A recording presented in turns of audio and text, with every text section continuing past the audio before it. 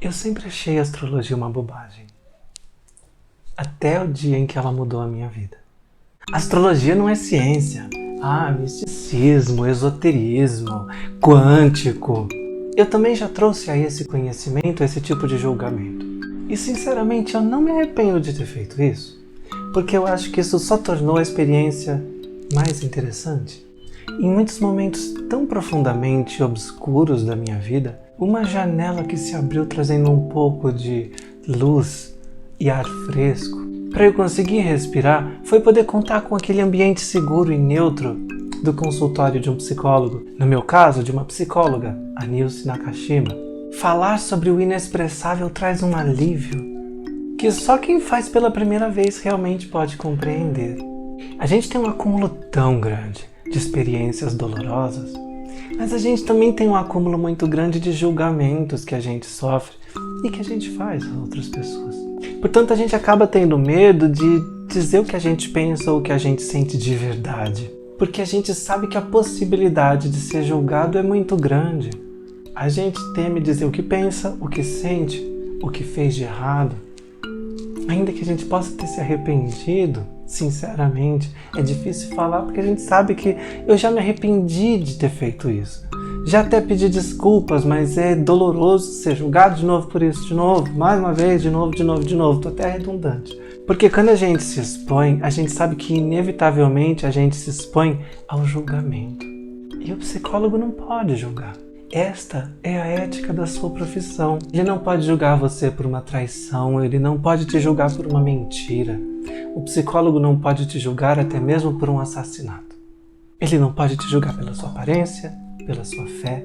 Apesar de ele ter as suas próprias opiniões, o psicólogo precisa compreender que a arte e a beleza da sua profissão consistem nesta difícil habilidade de manter-se neutro e de não apenas ser uma visão externa aos eventos narrados por seu paciente, mas de manter-se como uma visão externa às suas próprias reações diante do que escuta do paciente e observar-se em terceira pessoa, para que ele possa filtrar as próprias emoções e não comprometer a sua ética.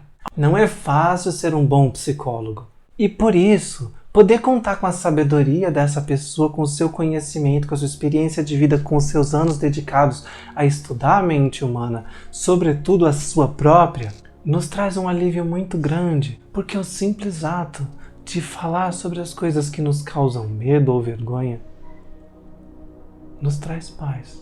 Paz esta que ao longo de anos de terapia pode te permitir alcançar um estado de serenidade muito grande, para conseguir cavar cada vez mais e mais fundo no seu subconsciente, nos seus traumas. E por muitos anos me ajudou, até que chegou num ponto onde eu senti que estou redundante aqui, já não estou indo para nenhum lugar novo com a terapia. Só que as sombras iam e vinham na minha vida do mesmo jeito, independentemente do meu esforço em lidar com elas, e que foi sempre grande. Foi quando em 2019 eu decidi tomar uma decisão que eu nunca tinha tomado, que foi buscar colher que tipo de informações a astrologia poderia agregar à minha busca pelo meu autoconhecimento. A premiada para me ajudar nessa difícil tarefa de interpretar o que as estrelas diziam a meu respeito foi a Carmen Sampaio. Eu vinha de uma sucessão tão grande de fracassos ao longo de toda uma década, de projetos iniciados e interrompidos. Se você entrar nas minhas redes sociais, se você entrar no Instagram do Grupo Panteão, que é minha companhia de teatro, que se consiste em eu e quem aceitar entrar para o projeto que eu estiver fazendo, você vai ver que desde 2014 eu comecei tantas coisas e que não consegui terminar. Só que eu fui chegando num ponto onde eu quero saber o que eu estou fazendo de errado, o que eu não estou conseguindo observar nas minhas escolhas e na minha maneira de ver a vida. Afinal de contas, o que é que eu não estou conseguindo aprender sobre mim mesmo? Eu sempre tive o coração aberto para lidar com os meus fracassos e buscar extrair lições de todos eles.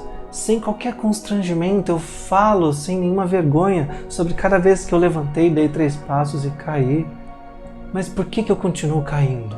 Aí eu chego na casa da Carmen e ela começa a falar com aqueles cabelões assim que parece a professora de adivinhações do Harry Potter, sobretudo com o entusiasmo dela.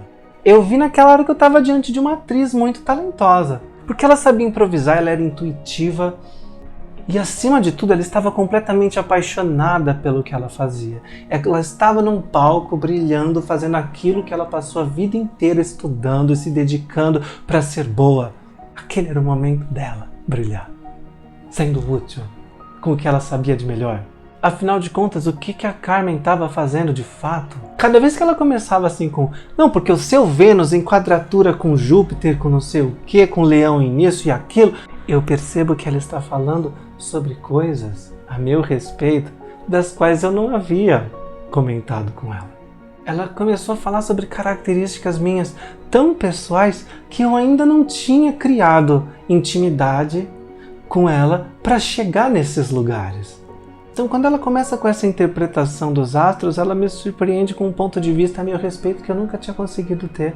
E eu não havia falado sobre essas coisas para ela porque são pessoais, porque eram coisas que me traziam cicatrizes de toda a vida, que me traziam dificuldades de estar em paz com o meu jeito de ver a vida, com o meu jeito de amar as pessoas ou de não ser amado. Eu tive vontade de chorar porque ela estava falando sobre características minhas que as pessoas ao meu redor sempre viram como fraquezas e ela estava falando delas apenas como características. Entende? Mas essas características foram características que o mundo ao meu redor sempre me fez acreditar que eram defeitos, mas que na boca dela eram apenas características que poderiam ser usadas como habilidade, se eu escolhesse olhar para elas dessa forma. No momento em que eu ouço essas características na boca dela, eu consigo pela primeira vez perceber que aquilo que eu cresci acreditando serem defeitos e dificuldades que eu tinha em lidar com as coisas eram apenas características que eu poderia aprender a passar a usar como habilidade e usá-las para solucionar os meus problemas. Problemas dos quais muitos deles eram apenas consequências do mau uso dessas habilidades. O sofrimento que eu tinha era um sintoma do mau uso da habilidade, entendeu? Foda, né?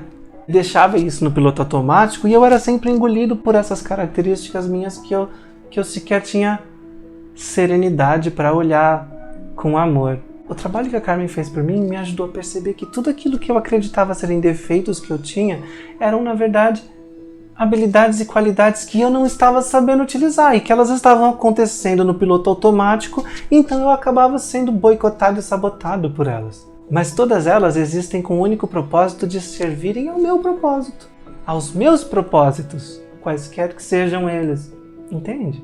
E aí o que aconteceu depois disso? Bom, 3 meses depois eu finalmente consegui botar uma peça no teatro. Olha só a bobagem da astrologia. Botei uma peça no palco com uma atriz atuando excepcionalmente bem num texto dificílimo que eu tinha escrito 5 anos antes, que um monte de atriz me fez acreditar que aquilo fosse impossível de ser interpretado por uma atriz. A gente lotou e a Ariane é elogiada até hoje pelo que ela fez. Veio a pandemia, a gente parou o projeto e hoje esse projeto já requer novos olhares. Mas foi feito, aconteceu, eu consegui. No momento em que eu parei de olhar para os meus defeitos e compreendi que todos eles eram características, que eu podia colocá-las a serviço do meu propósito. Enterrei-a e fugi com o Hagrid o mais rápido que pude. Meu próprio povo me ajudou a fugir. Hagrid cavalgou durante um dia inteiro. Nos ajuda muito a compreender tudo isso quando a gente reflete sobre o fato de que quando a gente olha para as crenças e ingenuidades ou ignorâncias dos nossos ancestrais e a gente olha para a genialidade da ciência moderna, a gente reflete no fato de que as pirâmides do Egito foram construídas por arquitetos que eram astrólogos e os astrônomos de hoje são apenas astrônomos. No livro Autobiografia de um Yogi, o Paramahansa Yogananda ele cita um diálogo que ele teve com o mestre Shri Yukteswar, a respeito da subestimação que ele tinha com relação à astrologia. Segue o diálogo. Mukunda, por que você não adquire um bracelete astrológico? Deveria usá-lo, mestre? Não acredito em astrologia. Não é questão de crença. A atitude científica que se deve adotar em qualquer assunto é a de saber se é verdade. A lei da gravidade funcionou tão eficientemente antes de Newton quanto depois dele. O cosmos seria positivamente um caos se suas leis só pudessem funcionar mediante a aprovação da crença humana. Algumas páginas depois, ele traz o ponto de vista dele enquanto um homem já com mais experiência de vida. Olha que legal. Venha compreender que a inscrição dos astros na hora do nascimento não significa que a pessoa seja um fantoche de seu passado. A mensagem é, na verdade, uma cotovelada no orgulho. O próprio firmamento procura despertar a determinação humana de ser livre de toda limitação. Deus criou cada homem como alma dotada de individualidade e, portanto, essencial à estrutura universal, seja no papel temporário de pilar ou de parasita. Sua liberdade é final e imediata, se assim quiser. Depende de vitórias internas, não externas. A astrologia, ela não está dizendo você é assim e assim que eu sou, Gabriela. Não. A astrologia está querendo dizer que existem padrões kármicos que a sua alma veio aqui para lidar, para que você seja lembrado de olhar para esse aspecto da sua vida. Portanto, não é, eu tenho isso, com quadratura com isso e aquilo, e portanto isso quer dizer que eu tenho dificuldade de lidar com isso. Não, isso quer dizer que a sua alma escolheu ter como prioridade prestar atenção nesse aspecto da vida. Pois no momento em que você compreender esse aspecto, você vai conseguir encontrar o sentido que te falta em todos os outros. Não é incrível? Agora eu vou deixar vocês com um depoimento da Carmen sobre o que é a astrologia para ela. O que é a astrologia para mim? É um sistema, na realidade um GPS, um Waze, para a gente chegar na nossa própria natureza, na nossa natureza verdadeira, na personalidade, para entender melhor como lidamos com o mundo da matéria, com o dinheiro, com as finanças, para entender como entendemos a nossa própria comunicação, que existem muitos de nós que nascem com dificuldades de comunicação, e quando a gente reconhece isso na gente e aprende a lidar com isso, nos tornamos seres mais livres. E o que é a comunicação? Na astrologia, é o universo de você entrar em irmandade com você mesmo antes de tudo. É também um território onde você pode se expandir, onde você pode se entregar melhor para o outro. Então eu coloco sempre para os meus consulentes, que a gente chama consulente, aquele que consulta, que o mapa natal é como se ele fosse o manual de instruções para você ser uma pessoa mais amigável, afetiva e amorosa com você. E isso naturalmente vai fazer você se tornar uma pessoa melhor para o planeta. Porque quando você está tendo a gentileza de cuidar da sua condição de humanidade, você se torna uma pessoa melhor para o mundo, para as outras pessoas. E o entorno traz aquilo que te pertence. Eu vejo a astrologia de uma forma tão profunda que eu levaria muitas horas. Então eu vou ficar aqui com esse 1 minuto e meio para entregar para você. O que é o mapa astral? É o manual de instrução da alma. E você? Já encontrou na astrologia alguma resposta? Já encontrou na psicanálise alguma resposta? Já pensou em consultar um psicólogo? Não é coisa pra gente louca, eu recomendo, vai te fazer bem. Mas eu também te recomendo desarmar-se de preconceitos. Pessoas que interpretam os astros dando nomes de divindades religiosas foram as pessoas que construíram a pirâmide do Egito, e a Esfinge, e Tenochtitlan, e tantas outras civilizações cujas ruínas permanecem e permanecerão quando as coisas que fazemos hoje desaparecerem.